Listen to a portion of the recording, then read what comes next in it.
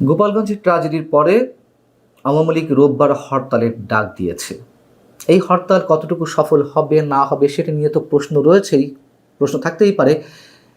কিন্তু সাবেক প্রধানমন্ত্রী আওয়ামী লীগের সভানেত্রী তিনি দলীয় নেতাকর্মীদের উদ্দেশ্যে নির্দেশ দিয়েছেন, যার যা কিছু আছে তা নিয়ে প্রস্তুত থাকতে গণপ্রতিরোধ গড়ে তোলার নির্দেশ দিয়েছেন তিনি একটি অডিও বার্তাতে।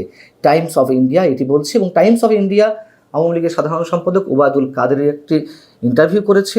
সেখানে ওবায়দুল কাদের যা বলছেন তা হচ্ছে, জনগণের গণপ্রতিরোধ গড়ে তোলা হবে এবং আমাদের নেত্রী যমুনা অভিমুখে অর্থাৎ প্রধান উপদেষ্টার বাসভবনের অভিমুখে দীর্ঘ পদযাত্রার ডাক দিয়েছেন। প্রতিটি জেলা থেকে জনগণ এবং আওয়ামী লীগ কর্মীরা রাস্তায় নেমে ঢাকার দিকে হেঁটে যাবেন। শেখ হাসিনা জনগণকে গণপ্রতিরোধ কর্মসূচিতে অংশ নেওয়ার জন্য প্রস্তুত থাকতে নির্দেশ দিয়েছেন। রোববারের হরতালের কথা আমরা জানি, ঘোষণা দিয়েছে আওয়ামী লীগের ফেসবুকে দেওয়া আছে বা বিভিন্ন গণমাধ্যম নিউজ করেছে। কিন্তু কথা হচ্ছে যে এই যে গণপ্রতিরোধ গড়ে তোলা, যার যা কিছু আছে তাই নিয়ে পদযাত্রায় অংশ নেওয়া, এটি কবে? এবং এই যে হেঁটে চলে আসার জন্য বলছে পদযাত্রার উদ্দেশ্যে, এটিকে এই মুহূর্তে এতটাই সহজ নাকি আওয়ামী লীগের অস্তিত্ব রক্ষার জন্য তারা সত্যি সত্যিই দেয়ালে পিঠ থেকে যাওয়ার কারণে যে কোনো কিছু করতে তারা এর মধ্যে প্রস্তুতি নিয়েছে? আমরা জানি না। এতটাই সহজ যতটা তারা বলছে, যতটা সহজ করে। আর যদি তাই হয় তাহলে আসলে কি হতে যাচ্ছে? অনেকে বলছেন যে গোপালগঞ্জের ঘটনার পর আওয়ামী লীগ খুব শিগগিরই চারদিকে নেমে পড়বে। এটি রাজনীতিবিদদের অনেকে বলছেন। তারা এও বলছেন যে গোপালগঞ্জ যাওয়াটা এনসিপির জন্য এই মুহূর্তে ভুল ছিল।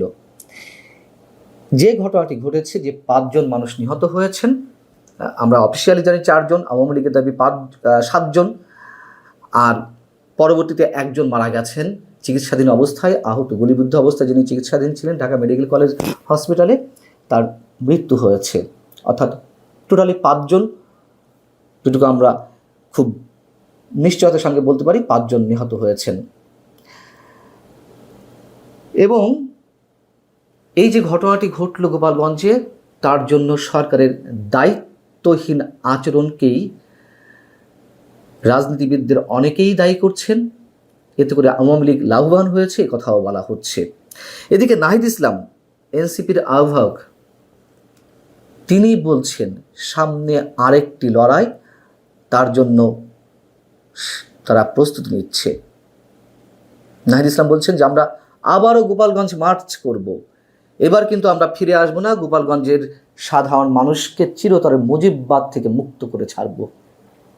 মুজিববাদ, জিয়াবাদ এগুলো কখনো ছিল কিনা আমরা জানি না। যার যার দলীয় নেতাকর্মী তারা তাদের নেতার প্রতি আনুগত্যশীল, তাদের নেতার বয়ান, তাদের নেতাদের আদর্শ তারা বুকে ধারণ করুক আর না করুক, অন্তত স্লোগানটা দেয়। এখন এখানে মুজিববাদ, জিয়াবাদ কোত্থেকে আসলে হঠাৎ করে তারা যেই শব্দগুলো উচ্চারণ করছে গত ডিসেম্বর থেকে বা তার আগে থেকে, আমরা জানি না। নাহিদ ইসলামের বক্তব্য তো এই মুহূর্তে এটি। গত কয়েকদিন আগে একটি বেসরকারি টেলিভিশন চ্যানেলকে সরকারের অন্যতম উপদেষ্টা, ছাত্র প্রতিনিধি হিসেবে যিনি আছেন আসিফ মাহমুদ সজীব ভুঁইয়া, তিনি কি বলেছিলেন যে 5 আগস্ট যদি আওয়ামী সরকারের পতন না ঘটত তাহলে তাদের সশস্ত্র বিপ্লবের পরিকল্পনা ছিল।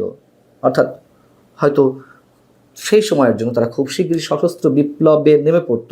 এখন সশস্ত্র বিপ্লবের জন্য নিশ্চয়ই অসংখ্য অস্ত্রের যোগান থাকার কথা, তাদের কাছে কি সেটি ছিল বা আছে আমরা জানি না। তবে অস্ত্র ছাড়া তো আর সশস্ত্র বিপ্লবের কথা কল্পনায় আনা যায় না, তাই না? তার মানে কি সত্যি সত্যি একটা যুদ্ধের দিকে এগোচ্ছি আমরা, ভয়ঙ্কর একটি গৃহযুদ্ধ? অনেকে তো এও বলছেন নির্বাচন না দেওয়ার জন্য, নির্বাচনকে প্রলম্বিত করতে সরকারের জন্য একটা অস্থির সময়ের খুব প্রয়োজন। এই মুহূর্তে এমনিতেই অস্থির সময় রয়েছে, এটিকে আরও আরও তুমুল অস্থিরতার দিকে নিয়ে যাওয়া সরকারের জন্য খুব জরুরি, এমনটাই অনেকে বলছেন। খোদ আমাদের প্রধান উপদেষ্টা তো কথায় কথায় উচ্চারণ করছেন দেশের যুদ্ধাবস্থার কথা, যুদ্ধাবস্থার মধ্যে রয়েছে, অথবা যুদ্ধ অবস্থা তৈরি হচ্ছে, অথবা যুদ্ধ বেড়ে যাবে। আমরা এইসব জায়গা থেকে কি ইঙ্গিত পাচ্ছি? এবং মৃত্যুর কথা যেটি বললাম, যে গোপালগঞ্জ যে ঘটনা, সেখানে তো অনেকে অনেক ধরনের কানাকানি, ফিসফিসানি এগুলো করছেন যে কতজনের মৃত্যু ঘটেছে বা কতজন নিহত হয়েছেন।